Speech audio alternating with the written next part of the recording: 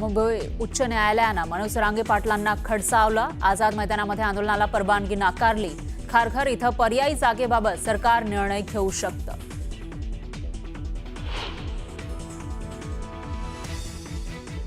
नियमाला धरून कायद्याच्या सगळ्या नियमात राहून आम्ही आमरण उपोषण 29 ऑगस्टला सकाळी 10 वाजता आझाद मैदानावरती करणार आहे. कोर्टाच्या मनाईनंतरही मनोज जरांगे मुंबईला जाण्यावर ठाम. सरकारनं आडमुठेपणा करू नये, जरांगेंचा इशारा.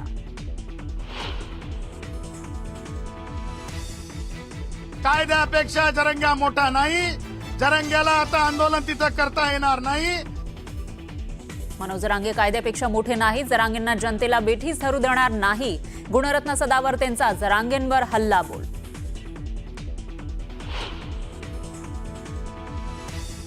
फडणवीसांनी दिलेलं 16% आरक्षण मवियानं घालवलं. मराठा उपसमितीच्या बैठकीनंतर विखे पाटलांची टीका.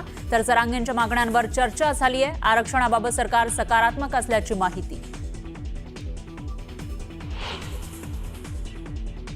कॅबिनेटनंतर शिवसेनेच्या मंत्र्यांची वेगळी बैठक. माध्यमांसमोर वक्तव्य करण्यास सेनेच्या मंत्र्यांना शिंदेंनी मनाई केल्याची सूत्रांची माहिती. कळंब तालुक्यातील मोहा गावात गावकरी आणि पारधी समाजात वाद, दगडफेक आणि तुफान हाणामारीमध्ये 5 पोलीस कर्मचाऱ्यांसह 5 गावकरी गंभीर जखमी.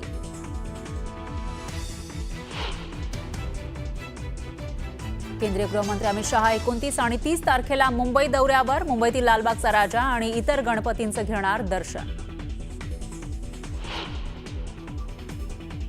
फेटा बांधण्यात पटाईत असलेल्या नाशिकच्या अब्दुल सय्यदच्या दुकानात गणेश भक्तांची गर्दी. लाडक्या बाप्पाच्या मूर्तीला आकर्षक फेटा बांधून घेण्याकडे गणेश भक्तांचा ओढा.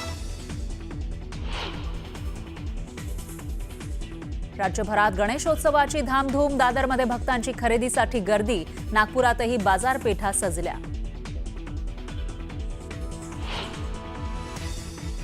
पुण्यात गणेशोत्सवाची जोरदार तयारी सुरू. श्रीमंत दगडूशेठ हलवाई गणपती ट्रस्टनं भव्य पद्मनाभ मंदिर साकारलं.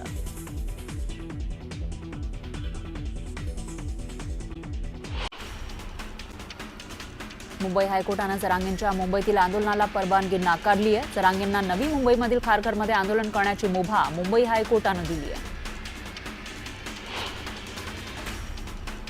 मुंबई हायकोर्टानं परवानगी नाकारल्यानंतरही 29 तारखेला आझाद मैदानावर उपोषण करण्यावर मनोज जरांगे ठाम आहेत.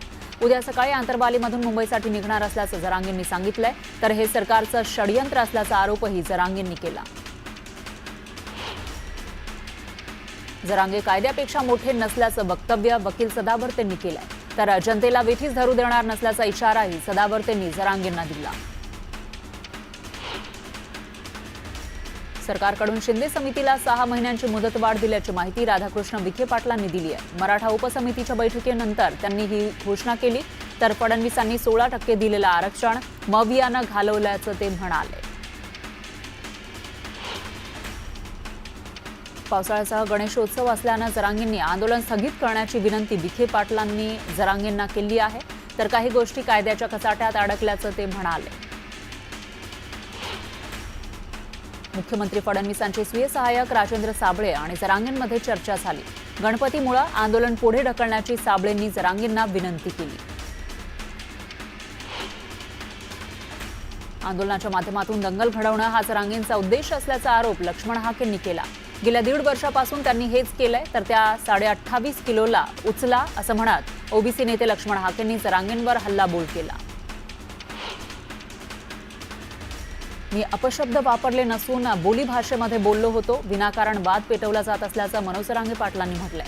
मात्र मी तो शब्दही मागे घेतला. मुख्यमंत्र्यांच्या मातोश्रींविरोधातील वक्तव्यावरून जरांगेंनी स्पष्टीकरण दिलं. भाजपमध्ये गेलेल्या संग्राम थोपटे यांना मोठा दिलासा मिळण्याची शक्यता आहे. राजगड सहकारी साखर कारखान्याला खेळत्या भांडवलाच्या कर्जाची हमी सरकार देणार असल्याची माहिती आहे. शिवसेना नेते आणि तानाजी सावंत यांचे बंधू शिवाजी सावंत भाजपमध्ये पक्षप्रवेश करणार आहेत. शिवाजी सावंत यांच्या निर्णयामुळे सोलापुरात पालिका निवडणुकीपूर्वी शिवसेनेला मोठा धक्का मानला जातोय. भंडारा जिल्ह्याचे पालकमंत्री बदलण्यात आले आहेत. संजय सावकारे यांना काढून पंकज भोयारांना पालकमंत्री पदाची जबाबदारी देण्यात आली आहे. तर सावकारेंची बुलढाण्याच्या सहपालकमंत्रीपदी नियुक्ती करण्यात आली आहे. पालकमंत्रीपदाच्या मुद्द्यावरून कुठलीही नाराजी नसल्याचं स्पष्टीकरण सावकारांनी दिलं. उलट भंडाऱ्याला जाणं येणं जमत नसल्यानं पालकमंत्रीपद नको म्हणून मीच मुख्यमंत्र्यांना विनंती केली होती असं ते म्हणाले. शरद पवारांना सर्वांची नावं तोंडपाठ असल्याचं गोपीचंद पडळकर यांनी म्हटलंय. पण 107 आमदार निवडून देतो असं सांगणाऱ्या दोघांची नावं पवार विसरल्याचं म्हणत त्यांनी टीका केली. नांदेडच्या नायगावात वसंत चव्हाण यांच्या पुतळ्याचं अनावरण करण्यात आलं. यावेळी काँग्रेस नेत्यांसोबत अशोक चव्हाण यांनी स्टेज शेअर केला. यावेळी मंचावर काँग्रेसचे प्रदेशाध्यक्ष हर्षवर्धन सपकाळ, खासदार छत्रपती शाहू महाराज, माजी मंत्री अमित देशमुख आणि माजी मंत्री विश्वजित कदम यांची उपस्थिती होती. सिंधुदुर्ग जिल्ह्यामध्ये सकाळपासून पावसानं हजेरी लावली आहे. यामुळे फेरी विक्रेत्यांसह नागरिकांची तारांबळ उडाली. उद्या गणरायाचं आगमन होणार आहे. दरम्यान पावसामुळे गणेश भक्तांनी नाराजी व्यक्त केली आहे. अन्न आणि औषध प्रशासनाच्या वतीनं गणेश मंडळांसाठी मार्गदर्शक सूचना जाहीर करण्यात आली आहे. भाविकांना सुरक्षित आणि आरोग्यदायी प्रसाद मिळवण्यासाठी नियमावली तयार करण्यात आली आहे. स्वच्छता आणि सुरक्षेबाबत जागृत राहण्याच्या सूचनाही देण्यात आल्या. चंद्रपूरमध्ये मनोज रांगेंविरोधात ओबीसी समाजानं आंदोलन केलं. भाजपच्या ओबीसी सेलचे प्रदेश उपाध्यक्ष अशोक जीवतोंडे यांच्या नेतृत्वात हे आंदोलन करण्यात आलं. दरम्यान जोरदार घोषणाबाजीही यावेळी करण्यात आली. अमरावतीच्या तहसील कार्यालयावर ठाकरेंच्या शिवसेनेनं आंदोलन केलं. शेतकऱ्यांच्या नुकसान भरपाई देण्याची मागणी आंदोलकांनी केली, तर आंदोलकांनी जोरदार घोषणाबाजीही केली. भंडारा परसवाडा गावातील उपसरपंच खवास यांनी शासनाच्या जलनीतीविरोधात आंदोलन केलं. तहसील कार्यालयामध्ये भिकेचा कटोरा समोर धरून मला 1 रुपये द्या असं म्हणत त्यांनी आंदोलन केलं. अमरावती जिल्ह्यातील मोसरी गावच्या शेत शिवारात तब्बल 8 फूट लांबीचा मोठा अजगर निघाला. त्यामुळे नागरिकांमध्ये भीतीचं वातावरण होतं. दरम्यान सर्पमित्राच्या मदतीनं या अजगराचं रेस्क्यू करण्यात आलं.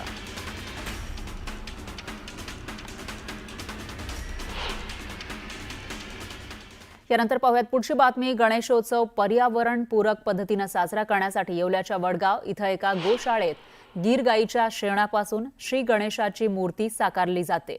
या उपक्रमामुळे पर्यावरणाचा होणारा ऱ्हास टाळता येण्यास मदत होतीये. याशिवाय मूर्ती तयार करण्याच्या निमित्तानं ग्रामीण भागातील अनेक महिलांना रोजगारही मिळतोय. मी आता अशा ठिकाणी आलोय का ज्या ठिकाणी गीर गाईच्या शेण आणि गोमूत्रापासून फक्त गणरायाची मूर्तीच नव्हे तर इतर वस्तू देखील तयार केले जातात. आपण बघू शकतात का हा मोठा एक कार्यशाळा आहे. जवळपास 350 इथे गीर गाई आहे आणि गीर गाईचा जो शेण असतो किंवा गोमूत्र असतो त्याच्यापासून हे गणरायाच्या मूर्ती आणि इतर वस्तू तयार केले जातात आहे. काय उद्देश होता, किती गीर गाई आहे आणि त्याच्या फक्त गणरायाचीच मूर्ती तयार केली जाते का आणि आणखी काय काय इतर वस्तू तयार केले जातात, किती लोकांना रोजगार देण्यात आलेला आहे, गणरायाच्या मूर्तीसोबत इतर वस्तू कुठे विकल्या जातात हे जाणून घेऊया. माझ्यासोबत बोलण्यासाठी ताई आहेत आणि इतर जे कारागीर आहे ते पण आहे. ताई, किती गाई आहे तुमच्याकडे आणि त्या कशामुळे तुम्हाला हे सुचलंय का? आमच्याकडे 350 गीर गाई आहेत. साधारण 6 ते 7 वर्ष झाली या गौशाळेची स्थापना झाली आणि जसं जसं या शेणाचं म्हणजे वेस्ट निघत होतं तर आम्हाला वाटलं की तसंही POP जे गणपती आपण बाजारात बघतो ते खूप पर्यावरणाला हानिकारक आहे. तर मग आमच्या डोक्यात हे उपक्रम असा म्हणजे आम्हाला आठवलं की आपण या शेणापासून गाईच्या शेणापासून आपण गणपती व इतर प्रोडक्ट्सही तयार करू शकतो जे पर्यावरणाला पण म्हणजे उपयोगी आहे. इतर वस्तू ज्या तयार केले जातात तर याला बाजारपेठ आहेत का? कुठे कुठे मागणी असते? याला राज्यामधून बरीच मागणी आहे, राज्याच्या बाहेर बी मागणी आहे. जशी पुणे, मुंबई, धुळे, नंदुरबार, संभाजीनगर, यवतमाळ, अमरावती म्हणजे नाशिक सुद्धा आपलं भरपूर याला मागणी आहे. आमच्या जवळपास वर्षापासून हे काम चालू आहे. इथे आम्हाला योग्य प्रमाणात रोजगार मिळतो, म्हणजे आमच्या ज्या घरच्या सुविधा आहेत त्या योग्य प्रमाणात भागतात. इथे आम्ही 30 ते 40 महिला काम करतो. आता या गीर गाईचा जो खर्च आहे तो अफाट आहे, मोठा पैसा लागतो, कारण 400 गाई सांभाळणं काही सोपं नाहीये. त्याच्यामुळे आता राज्यभरातील नव्हे तर देशभरातील नागरिकांनी गोमातेचं सेवा करण्यासाठी या ठिकाणी येऊन जर गणरायाची मूर्ती घेतली किंवा इतर वस्तू घेतले तर त्यांच्याकडून गोमातेची सेवा पण होईल आणि त्यांचं संगोपन चांगल्या पद्धतीने करता येईल. बबू शेख, न्यूज 18 लोकमत, येवला. गणेशोत्सवाला अवघा एक दिवस उरलेला आहे. गणेश भक्तांची गणपतीच्या सजावटीचे साहित्य घेण्यासाठी बाजारात मोठी गर्दी होतीये. दादर मार्केटमध्ये गणपतीसाठी विविध आकर्षक असे मखर तोरणं पाहायला मिळत आहेत. विद्युत रोषणाई असलेले मखर ग्राहकांचे विशेष आकर्षण ठरत आहे. हेच खरेदी करण्यासाठी मोठ्या प्रमाणामध्ये ग्राहकांकडून गर्दी केली जातीये. हे आपलं 1995 पासून आहे. हे आपलं 30वं वर्ष आहे. गणपतीच्या मकरांचं एक्झिबिशन आपलं इथे लागतं आणि आपल्याकडे वैशिष्ट्य आहे की आपल्याकडे मोराचा मकर आहे, आपल्याकडे वॉटरफॉल आहे आणि तो पण 4.5 फूट म्हणजे त्याच्यामध्ये 3-3.5 फूटची मूर्ती बसेल एवढा मकर मोठा आहे. आम्ही मखर खरेदी करण्यासाठी आलो आहे. आम्ही बोईसरवरून आलेलो आहे, तिकडे लांबून. एक्साइटमेंट खूप जास्त आहे. गणपती बाप्पांची आज आगमन होणार आहे, त्यासाठी एक्साइटमेंट खूपच आहे आणि गर्दी बघून तर अजूनच जास्त बरं वाटतंय. कारण खूप नवीन नवीन गोष्टी बघायला भेटत आहेत आणि खूप जास्त बरं वाटते की गणपती बाप्पा आता काही दिवसात आपल्या घरी आगमन होणार. तर सोलापुरातही गणेशोत्सवाची लगबग पाहायला मिळते. गणेशोत्सवासाठी बाजारपेठा सजल्यात. टिळक चौक, नवी पेठ, 7 रस्ता, छत्रपती शिवाजी महाराज चौक परिसरामध्ये भाविकांची खरेदीसाठी गर्दी होतीये. घरगुती आणि सार्वजनिक मंडळांच्या मंडपासाठी रंगीबेरंगी लाईट्स, सजावटीची झाडं, कृत्रिम फुलं, पेपर डेकोरेशन इत्यादी वस्तूंना चांगली मागणी आहे. जिल्ह्यात जवळपास 5.5 लाख घरगुती गणरायाचं आगमन होणार आहे. अवघ्या 3 दिवसांवर येऊन ठेपलेला गणेश उत्सव राज्यात लगबग सुरू झालेली आहे आणि आपण सध्या सोलापूर शहराचा विचार करायला गेलो तर सोलापूर शहरात सध्या जे गणेश उत्सवानिमित्ताने जे खरेदी करण्यासाठी या ठिकाणी सोलापूरकर एकत्र आल्याचे चित्र आपल्याला या ठिकाणी पाहायला मिळत आहे. शहरात सह जिल्ह्यातील गणेश उत्सवाची लगबग आहे ती मोठ्या प्रमाणावर सुरू झालेली आहे. बाजारपेठामध्ये उत्साही वातावरण निर्माण आपल्याला या ठिकाणी दिसत आहे. गणेश मूर्तीच्या जे स्थापनेचे साहित्य असते ते खरेदी करण्यासाठी या ठिकाणी मोठ्या प्रमाणावर महिला वर्ग असेल किंवा पुरुष वर्ग असेल या ठिकाणी आपल्याला दिसून येत आहे. असं असलं तरी पर्यावरणपूरक मूर्तींना विशेष सोलापूर शहरात मागणी असल्याचं चित्र आपल्याला दिसत आहे. घरगुती असेल किंवा सार्वजनिक मंडळाच्या मंडपासाठी रंगबिरंगी लाईट्स असतील, सजावटीचे झाडे असतील, कृत्रिम फुले असतील किंवा पेपर डेकोरेशन असेल, थर्मोकॉल किंवा प्लॅस्टिकच्या वस्तूंना या ठिकाणी चांगली मागणी दिसते आपल्याला या ठिकाणी दिसत आहे. प्रीतम पंडित, न्यूज 18 लोकमत, सोलापूर. त्यानंतर घेऊयात एक छोटासा ब्रेक.